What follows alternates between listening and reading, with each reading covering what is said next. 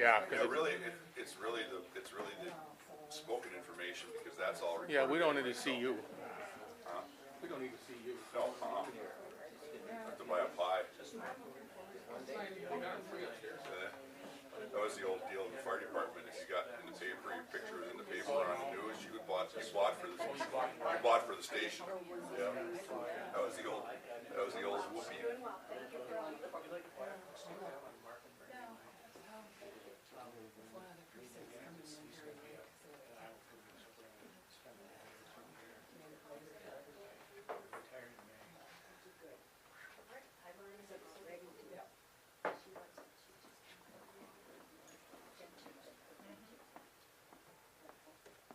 How do you feel about the lights? Are you guys okay with them down a little lower? You can see this better? One light here for me, after a while. All right, we'll ask them to flip it on. I'll turn it. I'll make sure it's turned on when it's his turn. Sounds good. We're doing a multi-person deal today. I love it. Thank you for bringing friends. No, they're not friends. They're relatives. There's a difference. We can't be a friend. No. Well, I thank you. We may have a few more people coming in. They're not quite unthawed, not realizing it's actually winter, like I didn't realize that this morning. Coming in traffic and coming up on an off-ramp, and I'm like, woo, it's slippery. Okay, winter mode. I'm Sue Bonesock. For those of you that don't know me, I am the recreation supervisor here at the Senior Center. I've been here for a very long history, 10 full years. So comparable to what? No. Just kidding. Rots on rock. Just very happy to bring in people that know a lot about Eden Prairie and pass that on to the rest of you. And thank you all for coming and being part of this today. We will continue to do these as long as people are willing to come and talk about it. But yeah, lots of things that we can do. So if you have other suggestions on how we can do it, let me know. Thank you again for coming, and I will turn it over to the expert. Oh yeah, right. Yeah. Introduce yourselves, gentlemen. Well, most of these people unfortunately know me, so there's no expert anywhere about anything anymore. My name is Mike Rogers. I'm one of those lucky people that have been born, raised, and reared in everything in Eden Prairie since for the last 65 years. So my cousin Norm over here also originally was born here in Eden Prairie and then moved on to Minnetonka and that sort of stuff. It's kind of an interesting split here because I have mostly family over here and not family over there, but unfortunately I know just about as many people over there as I know over here, so it's like, okay, that's the way it goes. Yeah. We're going to talk a little bit this morning about the descendants, John Albert Rogers and Matilda Tilly Melcher Rogers. We're going to go back a little bit. One of the folks asked me earlier whether or not I was going to go back and talk a little bit about what we did in the presentation before, which was just on John. So we're going to kind of bounce around a little bit about that. Take a gander at that. Click away, dude. Great Grandpa is what I call him. Great Grandpa John. Some of them called him Big Grandpa. Big Grandpa. That's what it was. See, I'm glad you're here. You help me out. Was originally born in 1873, the 24th of March in Castle Morton, England. Just to give you an idea where that was, he was in a long succession of children. His mom had 13. We believe he was the 12th, but as in all good records from back then, we're not real sure, but we've got a pretty good idea. As a young man, as a real young man, he decided that he was going to come, again, born in 73, click away. In 1892, at the age of what, 19? I'm doing my math right? Came to the United States, 73, 93, yeah, 19. Came to Michigan from England. In 1895, he moved to St. Louis with one of his relatives, who was was James Rogers, and he was a landscape architect or gardener down in St. Louis. Great Grandpa John said you couldn't grow anything in St. Louis because it was all clay. He said I got to go somewhere else. So between 1896 and 1897, he traveled basically all throughout the upper Midwest. Iowa, Wisconsin, North, South Dakota, Canada, and everything, and ended up back in Eden Prairie in 1897, family lore or speculation believes that these kind of settled in Eden Prairie, one because he liked it, or two because he was broke. We're not real sure which one really fits. And met grandma. Yeah, we're getting there.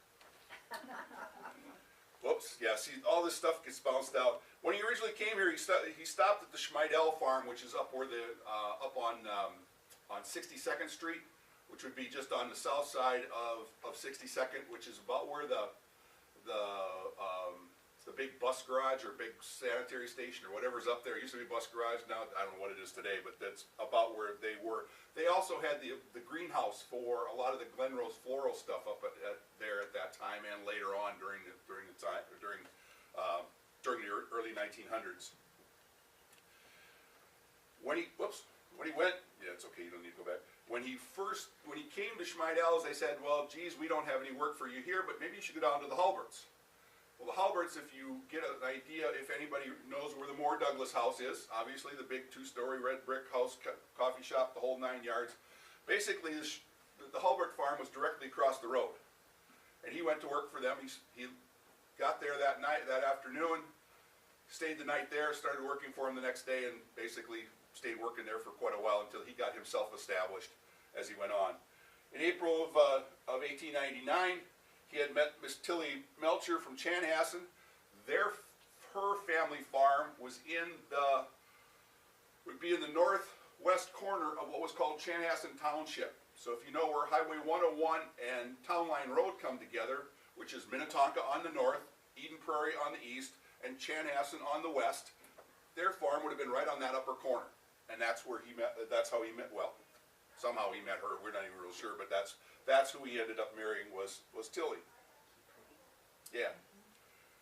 In September of 1900, along came Rowland Rogers. It's an interesting thing because some of the family history says is that he was born on the Fife farm, which would have been a farm that would have been on the south side of Duck Lake. Others say that he was born in the Chanhassen Township.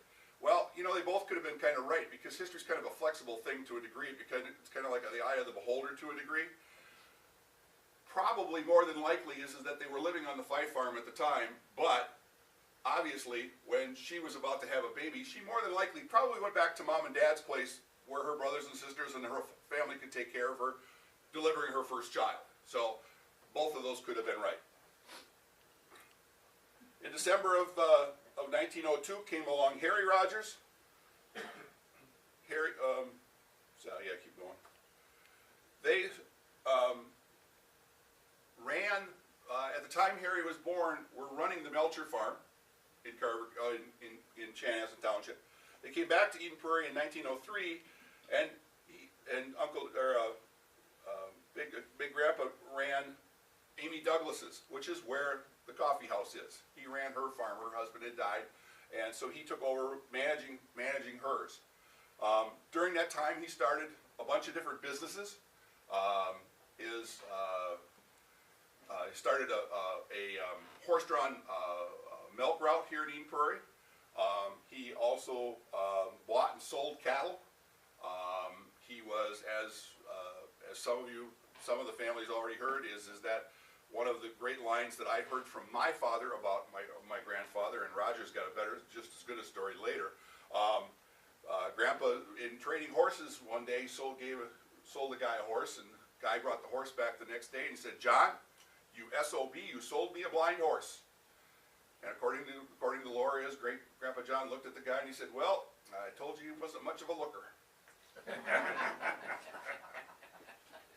So, but an entrepreneur, obviously a hard-working individual. Not only did he farm the Douglas place, he rented land in other places.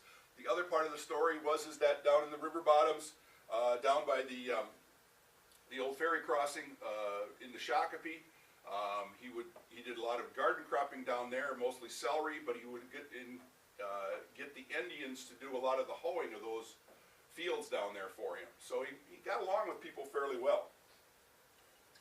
Along in 1904, in November, came Helen Margaret. Okay. Again, kids kept coming. Sorry. And along came Alice in 1907. According to the Zell family record, there was another Alice. We're not real sure, but supposedly between Harry and Rowland, there might have been Alice.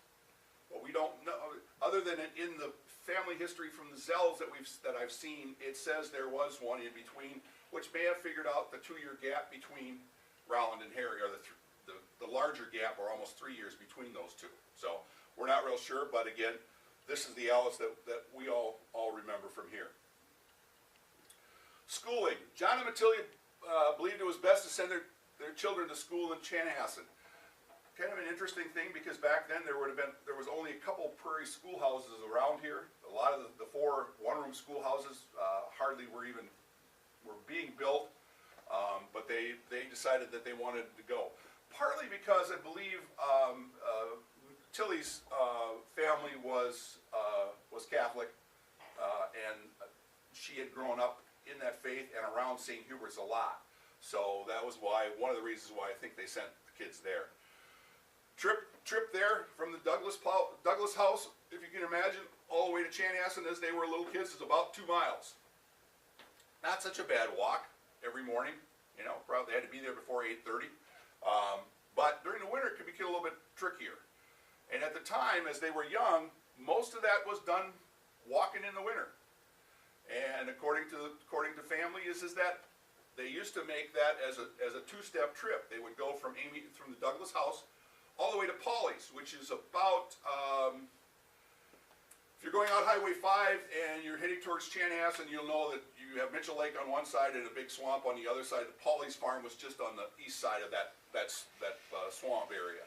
So it was about a mile there, and then about another mile into Chanhassen. But they would stop at the Pauley house in the winter, and they would get warmed up, and then they would continue on and make the rest of the trek.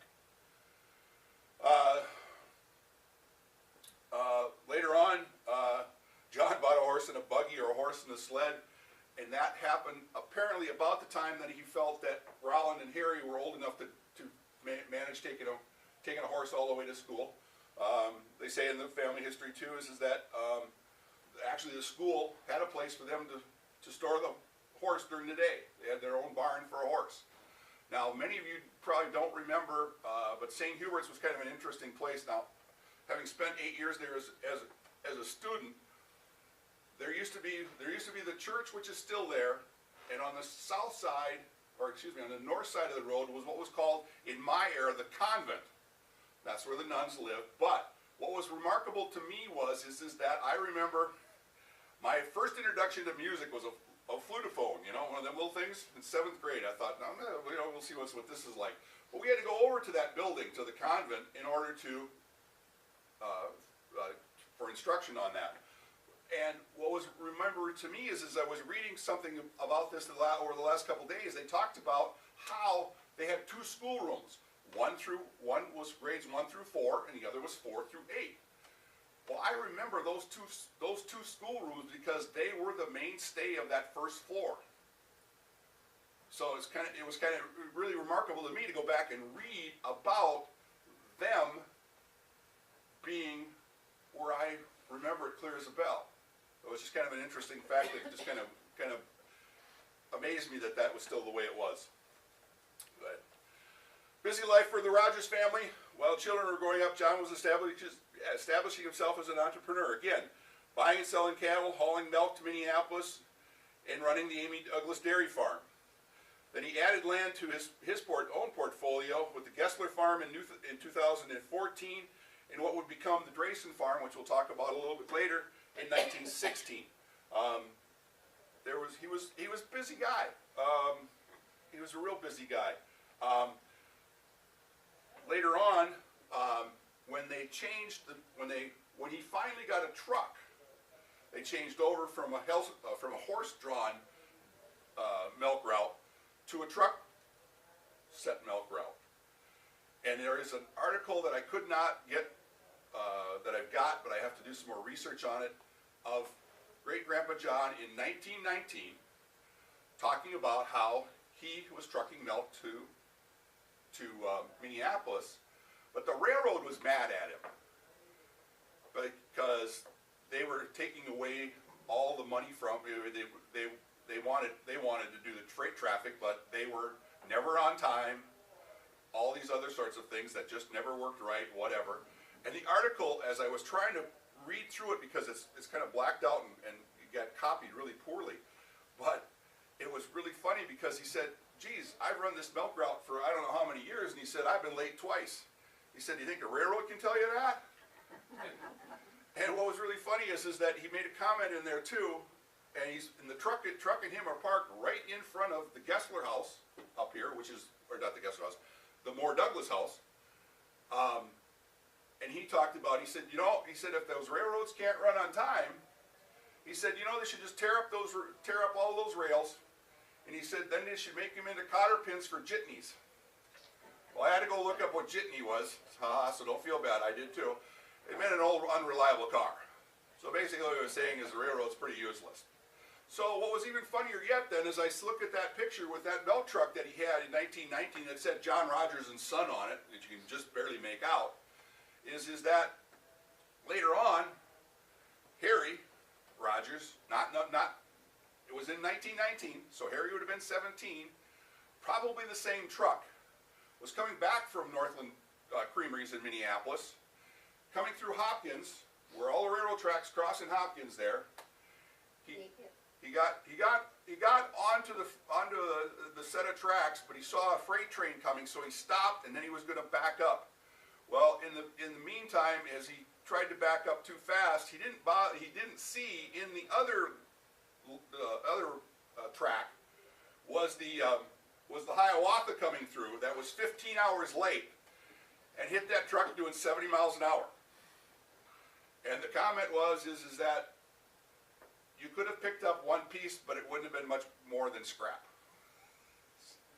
Luckily, Harry did not get hurt or whatever, but that railroad track, there was others. I think my Uncle John, I think, got clipped there once too. So that railroad track wasn't real friendly to us, so anyway. Go ahead. Moved to their own farm in 1919. Again, a lot of stuff happened in 1919. I don't know what it was, but a lot of stuff happened. After 8 years on the Moore Douglas farm, John, Matilda, and their children moved to their own place, the former Gessler farm, and that you can't tell here, but if those of you that remember Pioneer Trail, if you know where Stable Path now is, Stable Path used to be Old Dell Road. Dell Road now is the semaphore, but if you go about another half mile west, that would have been what used to be Dell Road, although it sweeps through there. From where Dell Road is now at that semaphore, if you drive through all of that stuff and you look on each side of that road with all those houses, all those townhouses, all that stuff, that was our farm. That was that farm. He originally bought 280s, and then later bought another 280s, and then eventually started trading some of this off. If you go back through, I've done some of this, but I went back through some of all the land transactions of the different parcels and stuff. Is that it went through the family and other people, and it'd been back and forth and around, and so it's kind of humorous. But that farm when he bought it actually in 1914. Title was changed in 1915, so that property stayed in our family. That's the farm I grew up on, and I left the farm we left the farm when I was 17, and that was when it was in the process of getting sold. So it stayed in the family for 60 almost 60 some years. So that's where I grew up. That's where my dad grew up. That's where my grandfather Rowland grew up. So that was our Eden Prairie. That was where we were. So go ahead. Rowland, Harry, Helen, and Alice. We're going to break these kids down because that's what this is about today. More than just John. This is about these 4 children and their stead in Eden Prairie over their lifetimes, whether that be short or long as it may turn out. So go ahead. R.W. Rowland. Little record about him as his early life, but it's believed that he believed that he was only completed schooling through the 6th grade in Chanhassen. Now I don't have it. My mom has the picture, but we do have a record of the 2nd grade class in St. Hubert's that Rowland was in, and the only reason that we know that it was the 2nd grade class is because the picture came from my mom's side of the family. I have two grandfathers that were in the same second grade class at St. Hubert's. One being a Rogers, the other being a Poss from Chaska, or actually at the time in Chanhassen. So, eldest son would be expected to handle much of the physical labor on a farm. If you were the first son on a family farm, boy, you kept getting busy. As going through all of this thing, my Uncle John, which would have been Rollins' oldest son, talks about he started milking on a regular basis at the age of 14. So you can imagine even back then it may have been even a little bit earlier than that, but again, 14 is pretty close to that sixth grade set. A little bit earlier than that, but pretty close. Go ahead. Rollins started his own family. Mrs. Margaret Russell, that would have been my grandmother's mother, requested the honor of marrying Elizabeth and R.W. Rollin W. Rogers Tuesday morning. That was what really got me. I saw this. I said June 26th, 1923, at 8 o'clock. And then I looked a little closer and it said on Tuesday morning. They got married at 8 o'clock in the morning. He must have been planning a long day of partying. I don't know. I don't know. Not only that, but that was in St. Paul, which meant now that Rollin and his family had to get up, do all their chores and everything, and get to St. Paul by 8 o'clock. That boggled my mind too a bit too, as to how in the world you would have pulled that off. But whatever. He married one of the one-room schoolhouse teachers at the time. She taught at the Gould School. Grandma Marion was originally from Fletcher, Minnesota, which is just east, of Rogers. There's a little church out there, and that's where her brother is buried there. He was a priest for many years. But she went to the Anoka school system, got her teaching credentials, and came and taught at the Gould School for a couple years. And we have record that we believe that he got to know her more through. They did a play at the Miller store. Miller store used to have a second floor, and they did a play, and I think we still have the somewhere in the stuff in all our family history, the actual brochure for the actual play brochure of what was going on, and so that was really interesting. Another interesting fact that came to light for me is that Rollin was actually supposed to be married 2 years earlier. He was engaged to a lady by the name of Elizabeth Kerber from Chanhassen, and they were supposed to be married in the spring, and in February she died pneumonia or whatever. But you know, as life goes on, Grandpa moved on too, and but it was an interesting thing, because there's like Alice or like that thing. Some of the bad stuff, or not the bad stuff, but some of the sort of things that we don't want to talk about in families kind of gets, you know, we just don't worry about it anymore. And but yet that had to have been a hard thing for him. You know, that had to be hard in his life, and something that he remembered. So anyway, go ahead. Rollin and Marion's children. So we're going to bop through these. John Robert Rogers. This is my Uncle John, holding. Well, that's actually Grandpa Rollin holding John. Excuse me. Born March 15th, 1925. The twins came along second. This is where these two clowns come from. Norbert Henry was my dad, and Norman Benedict was his dad. July 27th, 1928. These two little shysters were something else. Family lore, family history, family passed down information, whatever you want to call it. You see them in the buggy there? Well, Grandma used to always lock the wheels. That didn't matter to them two little suckers. They, in their infinite wisdom, learned how to rock together, and they could rock that cradle anywhere around the kitchen they wanted it to go. And that wasn't their only fun feat in life. As they grew up, and those two always being with each other, playing in the sandbox, chasing the chickens, kicking the dog, whatever they were doing, as they started to learn how to talk, they didn't listen to anybody else, they only listened to each other. So they started their own vocabulary. They they'd name something, and then they'd start saying it back and forth a couple times, and that's what that was. Well, they had a salesman come through one time, and the salesman said to Rowland, he said, what language are your kids talking anyway? And he goes, their own. And it was about that time that the school teacher and Grandma Marion, I think, probably kicked in and said, well, that's enough of this stuff.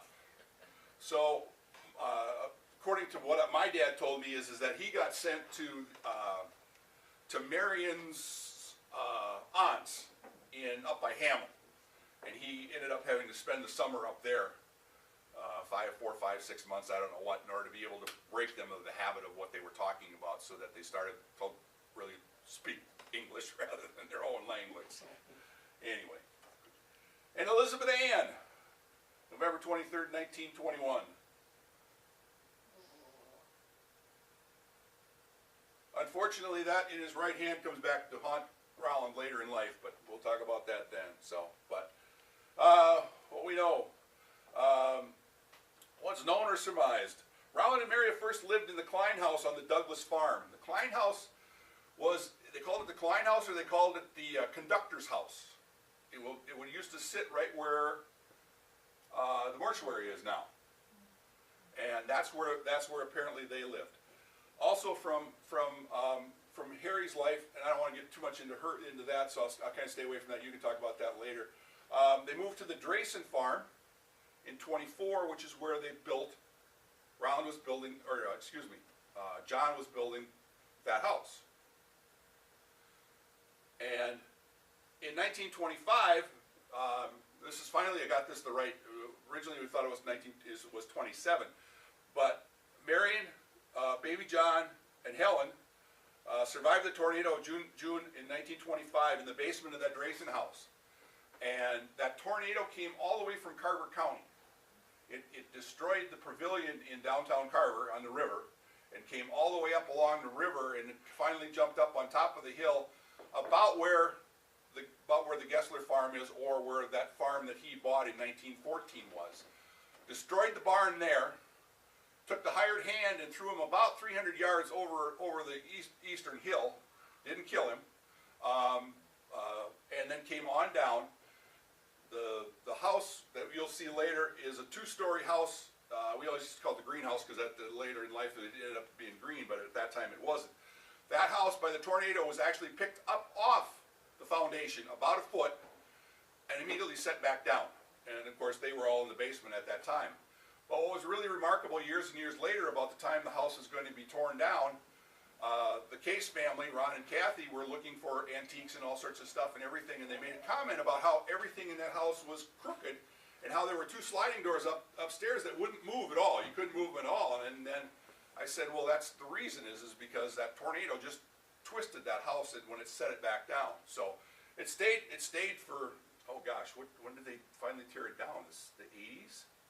Yeah, Late 80s, yeah. So it stayed there. The family then moved to the Gessler farm in the spring of 1926, when Art and Helen moved back from Chaska. So what it looks like is that your mom came and Dad came back, and then so they just everybody kind of switched between places to a degree. The Gessler farmer got electricity in 1931. The Depression era was really hard. Harry had a trucking business that Nancy will talk about later, but Grandpa Rowland and the boys, John and Norm and my dad, would haul provisions up to the CC camps up by Cloquet. And my dad was really pretty funny about that. He said, it only took us one trip to figure out how to unload that truck. He said it was a real bear loading it on our end, but he said we figured out how to get it unloaded. He said you bring along a couple extra cartons of cigarettes. He said they'd unload that thing so fast with those cigarettes that you couldn't believe it. He said you offer him a carton and that truck is empty. But they worked hard. In 1939, Grandpa Rowland, my Grandpa Rowland, was in a truck accident down what we call the Lower Y. He hit him or the two trucks, him and the other truck, hit head on. Grandpa Rowland was thrown out through the windshield, out into the field. The Art Kerber, who ran the towing company back then, knew Grandpa Rowland really well, and had no idea it was him from how bad he was hurt. Grandpa Rowland was in a coma for approximately 3 months, required 24-hour-a-day nursing care during that time. So now, can you imagine, in 1939, you've got a bunch of kids, and Grandma Marion, and a farm, and a husband that's in a hospital for 3 months. That's kind of a hard life, folks. That's kind of a hard life. Never complained, never heard her bellyache or anything about anything. It was just what life was, and they just kept right on going ahead. You never looked back, you just kept on going. So, good. Things improved in the years, in 1934 and 36 were horrible agricultural years around this part of the country. Basically almost nothing grew. The family history makes comment of is that they went to cut the corn for feed, but it wasn't tall enough. If you, how many of you've ever seen the corn stalks in what we call a shuck? They're in a bundle, a twine wrap bundle of corn stalks. Well, they went to cut the corn with those, but the corn was so short it wouldn't tie because they were too short from where the tie wrap was. So they ended up cutting up with, they cut everything with a grain swatter that year, which wasn't tall enough to do anything with. Well, in 37 to 40, things had got better. Increased the cow herd. They were over 40 head at that point in time. They added a new silo, replaced the chicken coop that burnt down, as they say. I don't know what the heck happened there. I got that in there twice again. All 4 children, which I'm sure pleased Grandma to no end, all graduated from Eden Prairie High School. John in 42, Norman and Bert in 46, and Elizabeth in 49. As they went along, years later, a couple of years after, when John graduated, he stayed on the farm until a couple of years later when he moved across the street. Great-grandpa John, after the tornado of 25, built right before you get to the semaphore on Pioneer Trail here on the south side. There's a great story and a half. That was the house he built in 1926. He quit farming and moved to that house. He sort of quit farming, I think. I think he still probably played a big portion of what was going on, but he retired basically to that house. And so John, my Uncle John, actually then started farming on the north side of Pioneer Trail, which was originally owned by Harry, then it was owned by Rowland, and that's where John ended up farming. And then John and Norman took over the farm on the home place. They ran that until Norm's dad went into the service in 51. He was there till 53. When he came back, he wasn't real interested in farming.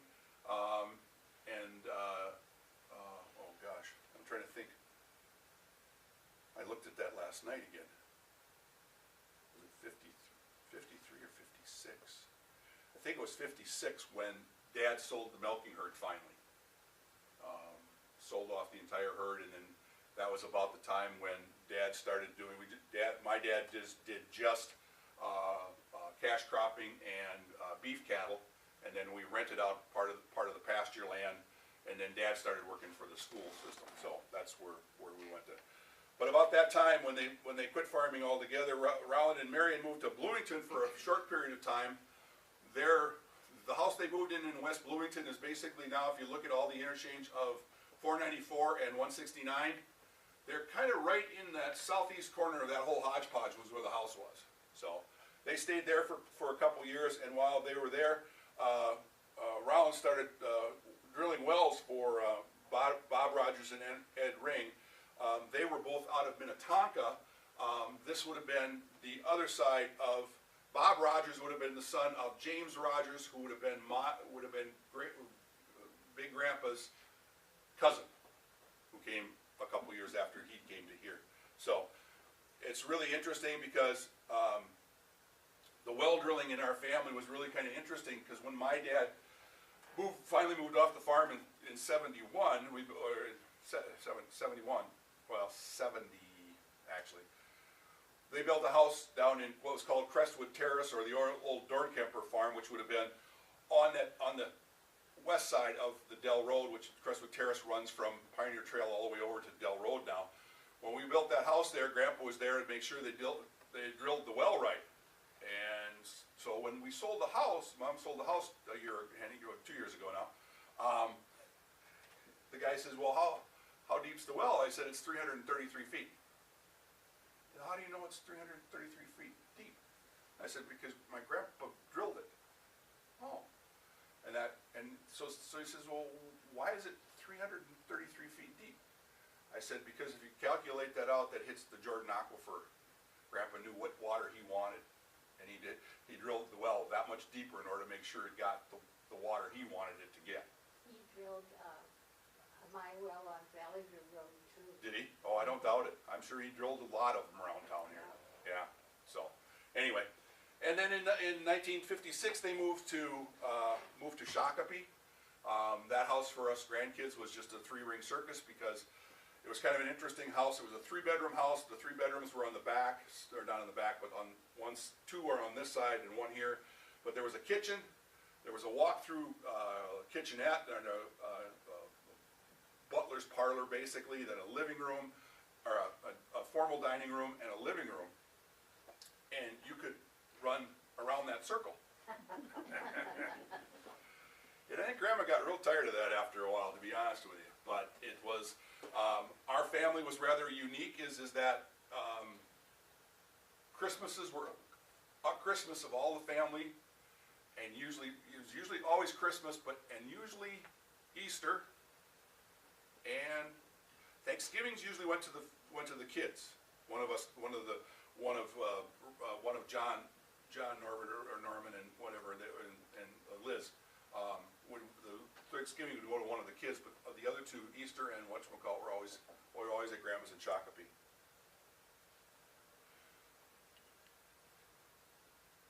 The end of their full lives. Rowland died September 9th. Of 1971. Talks about his life a little bit. He was in some regard, he was very lucky, because they found out he had he found out that he had lung cancer, and he was gone within a month. So nice and easy. Grandma Marion died. I got to take a look. In August 16th of '88. She was living over in Friendship Village at the time. Grandma died of a lot of years. Grandma, I always have to laugh, because Grandma was not very big to begin with, but she was a lot shorter when she died. She could barely stand up or anything at the time. But again, both of them are buried over in St. Mary's Cemetery over in Shakopee. Grandma was exceedingly Catholic, and Grandma was going to be in a Catholic cemetery no matter what. So that's how that worked out. So anyway, your turn. This is Nancy.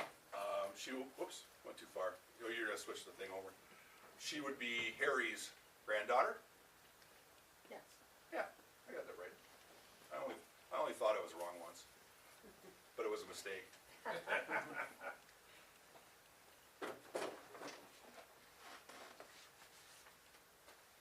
Thank you. I'll be back. I gotta keep her on these. You know what I mean? I can't let any of these get, especially Roger. He's slow, but he's sneaky. Yeah, right. We stuck to just pictures. That's fine.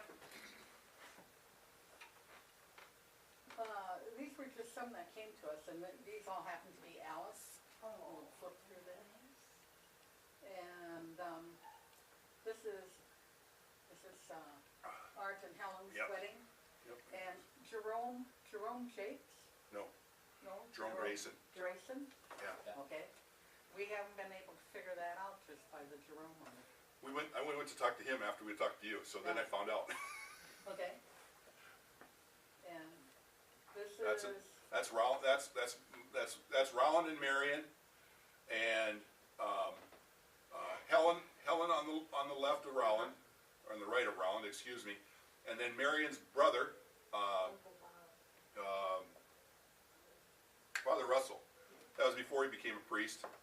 And then on the other side is Alice, and I think those two are backwards. I think it's Helen on that side and Alice on this side, I think, and then Harry on the other end.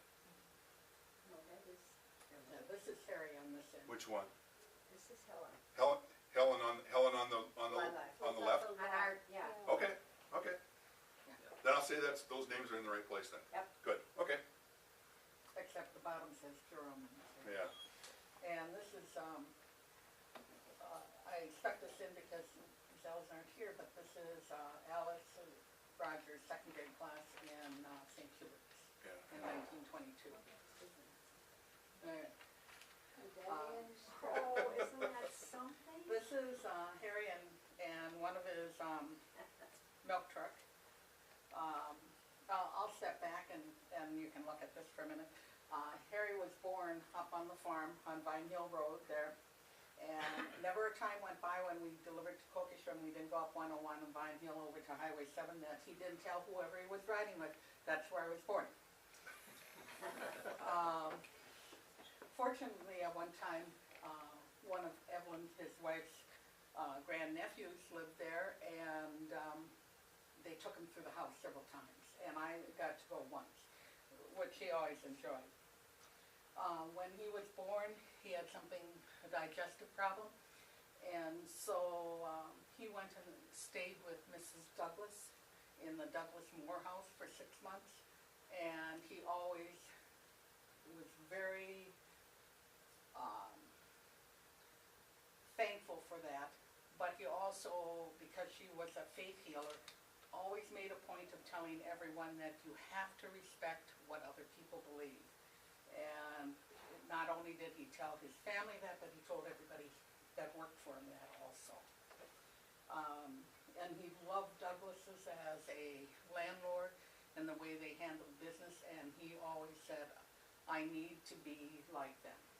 And so a lot of his, whatever he did was on a handshake, and I'm sure he would have done more business had things, not changed so drastically in the years.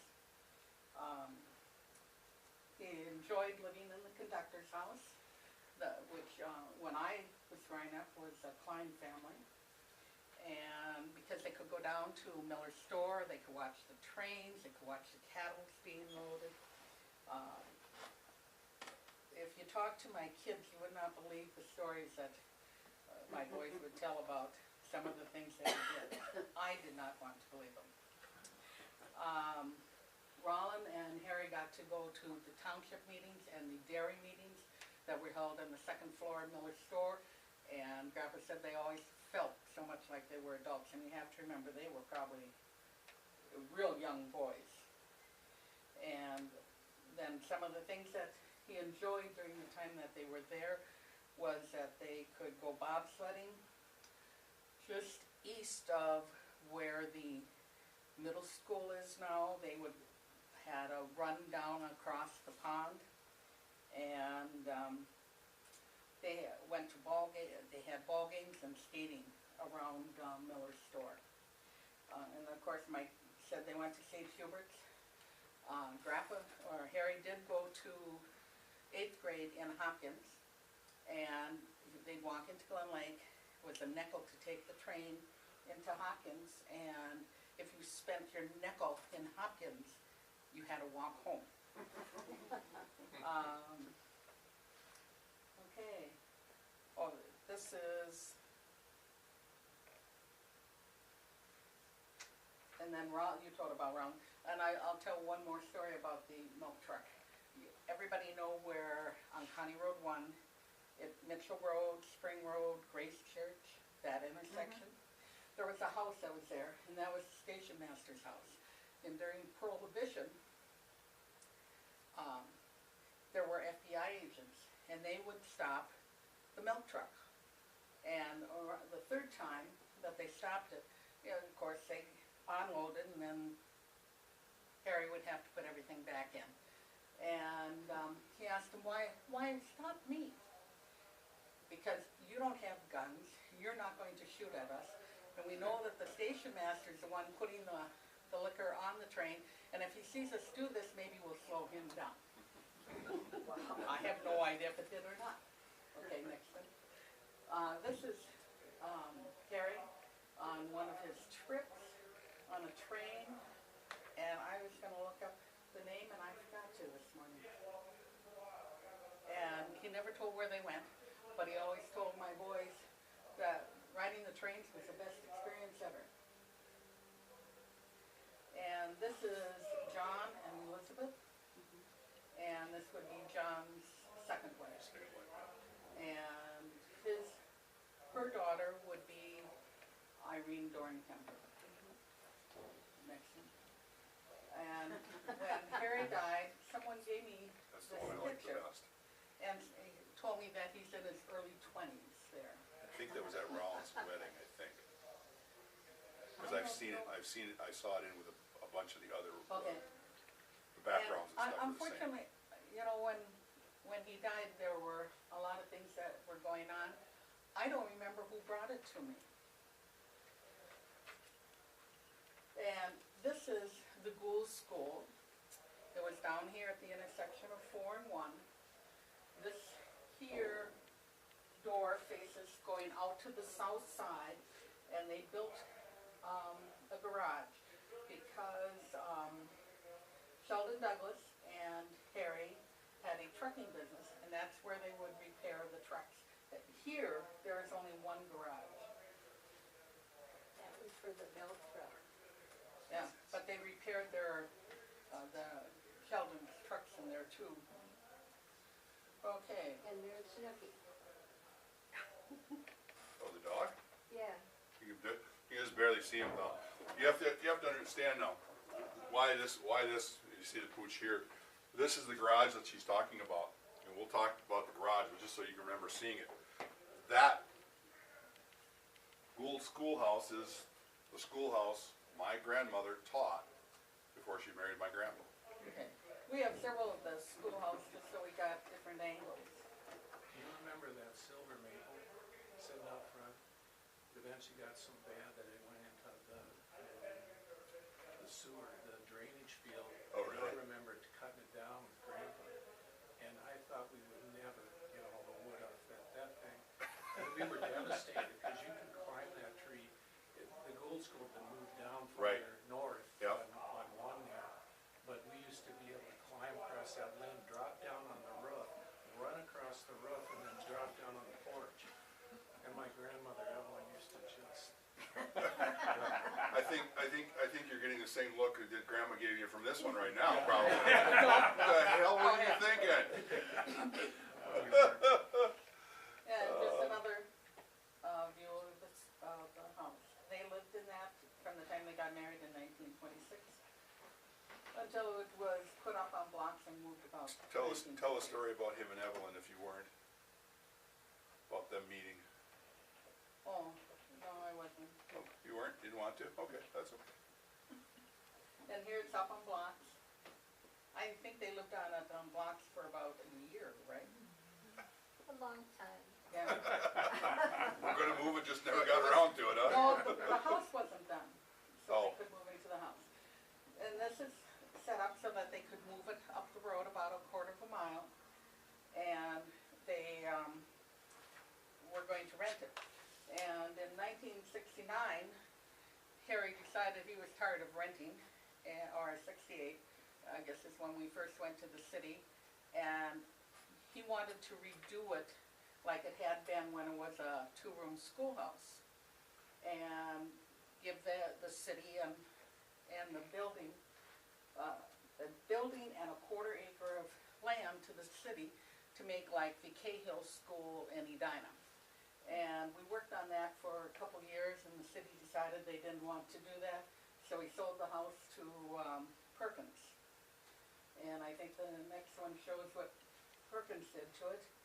And in the mid-80s, they burnt the house, or no, not in the 90s, they burnt Yeah, the house down. yeah. And talking about the name Perkins, which was really funny, is that because Bob Perkins, the young man that bought the house, was a classmate of mine at Eden Prairie, who also worked for the school with my dad. So, you know, things don't travel too far away sometimes. Right. Yeah, and this is Evelyn planting potatoes in 1942. Now, if you turned around and looked that way, it's that piece of land between here and the corner. And where this tree is, in time Ernie Holm would have built his house there. And he was another farmer here in Eden Prairie.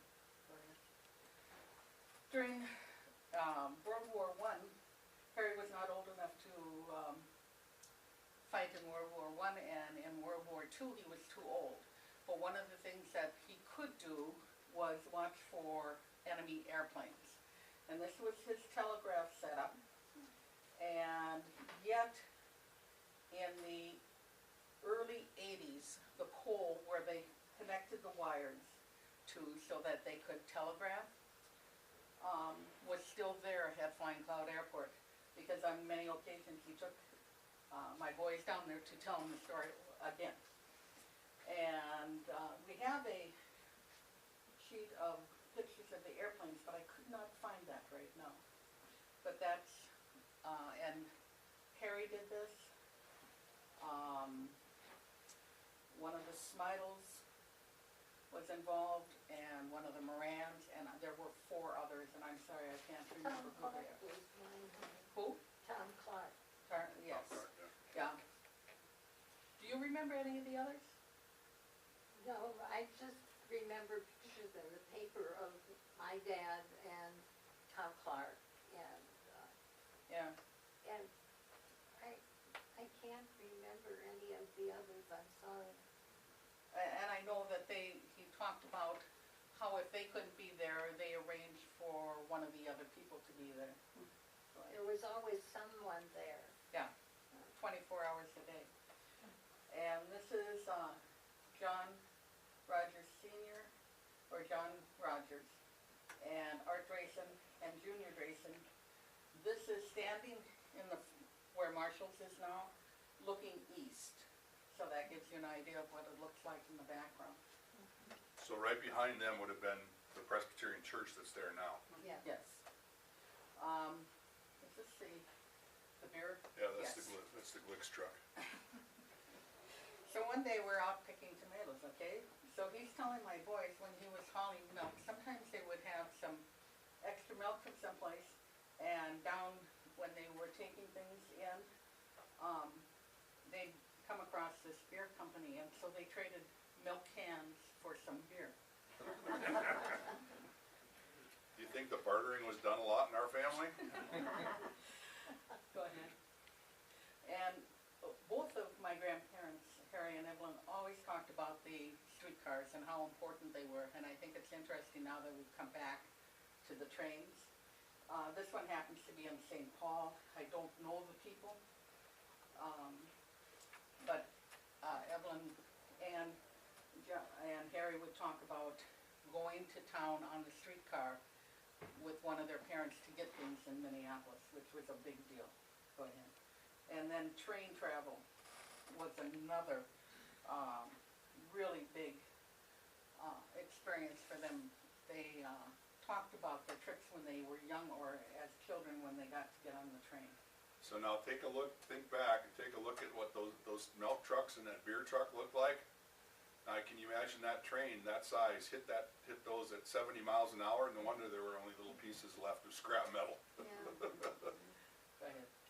This is Harry and Evelyn's 25th wedding anniversary. Art is on the right and Helen is on the left.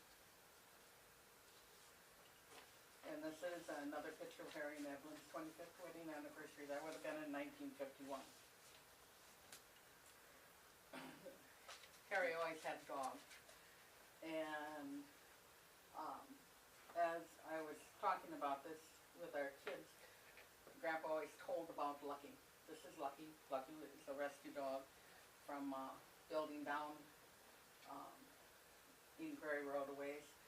And when we would, Nancy, somebody gave Lucky to Daddy, and he was gonna take him to the Animal Rescue League. He'd pick him up the last thing on the milk truck, and he fell in love with Lucky, and he took him in, but he didn't go to the Animal Rescue League, he came home with Daddy. and Lucky, back then, we picked worms off the tomatoes plants instead of spraying them. And so the dog learned how to pick them Wow. up. He'd go right along at the edge of my grandmother's knee, and he'd be picking them off also. I always remember, Mark will remember this too, it's the only dog I ever saw that would bite a jalapeno pepper and lick it. Yeah. His lips would curl, his eyes would and then he'd do it again. And then he'd do it again. He liked jalapenos. He liked all kinds of vegetables. I don't know which dog this is. This is on the farm all in 1942. I think it's Lucky, it sure looks like it. That was one of his first tractors. And then we'll go to the next one. This was his favorite tractor, he always told everybody, and it is a Farm All A. And I don't know why he liked it so well, but he put all my kids on it to drive when they were way too young, under 3. Next one. This is a family picture for their 40th wedding anniversary. So it was 1966. And, go back. Phyllis, his daughter. Then Harry and Evelyn had 3 grandchildren, myself, Kevin, and Mark. He has 6 grandchildren. 3 are mine, 3 are Kevin's. Mine were fortunate enough to be born before Harry died, and unfortunately, Kevin's never were able to meet their great-grandparents. In 1971, I came back and taught in Eden Prairie. And we'll step over, and this is Ernie Holmes' house. We're facing towards a building we're in now. This is my class. I taught special education at Prairie View. And so I had said to Grandpa, I want to get a pumpkin and have them carve. No, we'll bring them here. I'll take them to the field. So he had them plant some seeds. This is October. In the field. And to show them how pumpkin seeds were planted, we went out and we picked their pumpkins, we came back, we carved them, and he dug up those seeds, put them in containers, and in the spring gave them to the kids, so each one had a pumpkin plant. But Joe King was an instructor at Hennep County Tech at down on Highway 169. The day that I brought the kids there, she had stopped. So she was teaching students to be aides, what we call paras now in the classroom. And so she had these kids who were learning to be paras and the daycare come in that year. And I think they did 4 classes that year where they came, they got a pumpkin, and Grandpa went out and talked to them. This is just another view here. This is from the southeast corner of their property. This is Pioneer Trail. Back there you see the Methodist Church. And this is across the street where there are a lot of houses there now. That's Erwin and Mary and Erwin and Angie Shidlin. And they all worked for Harry at one time. If you think where the church is there now, that would be the front corner of where Grace Church is now. That church used to be up on top of the hill, and that church got burnt down in 1970 or 71. It burnt down.